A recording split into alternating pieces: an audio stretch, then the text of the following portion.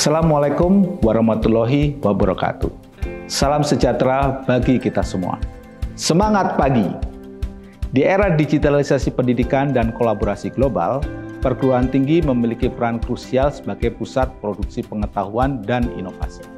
Namun, di tengah dinamika yang terus berkembang, tantangan besar muncul dalam pengelolaan perguruan tinggi, seperti memastikan pendidikan yang berkualitas, menyiapkan talenta masa depan, dan menjadi motor utama dalam inovasi. Untuk menjawab tantangan ini, Telkom University memiliki dua tujuan utama yang menjadi landasan dan motivasi dan eksistensinya. Pertama, membangun sinergi untuk inovasi dan kewirausahaan. Telkom University berkomitmen untuk menciptakan ekosistem yang mendukung riset aplikatif, pengembangan kewirausahaan berbasis teknologi, serta solusi inovatif yang memberikan dampak nyata bagi masyarakat. Sebagai entrepreneurial university, Telkom University terus mendorong inovasi berkelanjutan dengan memperkuat kolaborasi antara akademisi, masyarakat, industri, dan pemerintah. Kedua, menyiapkan talenta dengan kemampuan kewirausahaan yang tinggi. Seperti kita ketahui, dengan dominasi Gen Z dalam demografi Indonesia, serta keterbatasan lapangan kerja formal, perguruan tinggi harus membekali lulusannya dengan keterampilan kewirausahaan yang kuat. Hal ini menjadi semakin penting seiring dengan semakin lebarnya kesenjangan antara keterampilan lulusan dan kebutuhan industri. Dengan menempatkan teknologi dan sains humaniora sebagai fondasi utama, Telkom University berperan sebagai katalis dalam membentuk masa depan bangsa yang lebih inovatif dan berdaya saing. Visi saya adalah menjadikan Telkom University Entrepreneurial University unggulan yang berperan sebagai pusat inovasi dan pengetahuan, mendorong kolaborasi strategis dengan industri dan pemerintahan untuk menghasilkan solusi berbasis teknologi dan sains humaniora yang berdampak bagi masyarakat. Ada 3 misi utama yang harus kita jalankan. Pertama, menyelenggarakan pendidikan berkualitas tinggi. Pendidikan yang unggul harus mampu membentuk pola pikir inovatif dan berdaya saing global. Pola pikir ini harus tertanam sebagai budaya akademik yang berkelanjutan, sehingga menghasilkan lulusan yang adaptif terhadap perubahan dan tantangan global. Kedua, mengoptimalkan pemanfaatan teknologi informasi.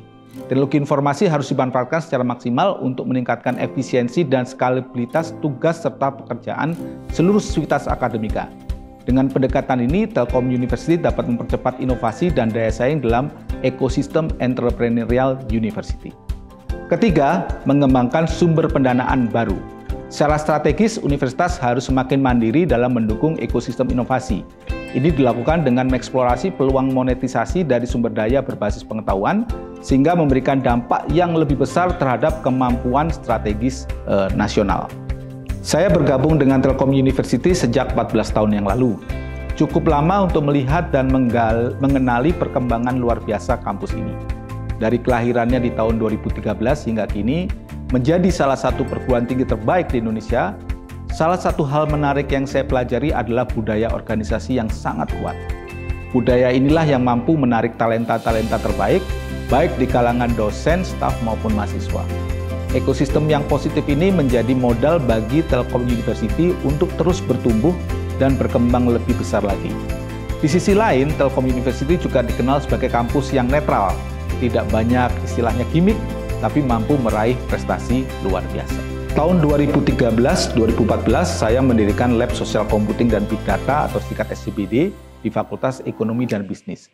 Lab kecil ini saat ini menjadi pionir dalam pengembangan keilmuan ICT di FEB, dan kini telah menjadi tulang punggung riset yang berkaitan dengan kuantifikasi perilaku manusia, bahkan merambah ke ranah blockchain dan ekonomi token.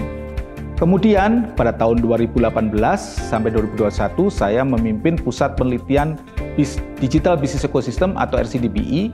Di sini kami tidak hanya mengembangkan keilmuan ekosistem digital, bisnis digital, tetapi juga menjadi penyumbang terbesar sumber pendanaan baru bagi universitas, termasuk melalui pembuatan sertifikasi internasional di bidang Big Data dan Blockchain. Di luar Telkom University, beberapa aktivitas saya lakukan, diantaranya adalah Ketua dan Pendiri Asosiasi Ilmuwan Data Indonesia atau AIDI, yang sudah mempunyai sekitar 1.000 anggota para data scientist. Pada bidang blockchain, saya juga diangkat menjadi honorary member dari Asosiasi Blockchain Indonesia, ABI, suatu asosiasi industri berbasis blockchain untuk mewakili akademisi. Di bidang regulator dan perbankan, saya terpilih menjadi fakulti member Bank Indonesia Institute. Selain itu, saya juga aktif menjadi member di beberapa asosiasi lain seperti Korika, INACL, ISAI, dan IEEE. Rencana pengembangan strategis dan organisasi. Berdasarkan pengalaman dan kepakaran saya di bidang digital business strategy, ada dua hal utama yang ingin saya soroti dalam pengembangan Telkom University. Satu, penguatan ekosistem riset, inovasi, dan komersialisasi. Kita memerlukan talenta-talenta unggul yang dapat berkontribusi di seluruh lini ekosistem ini.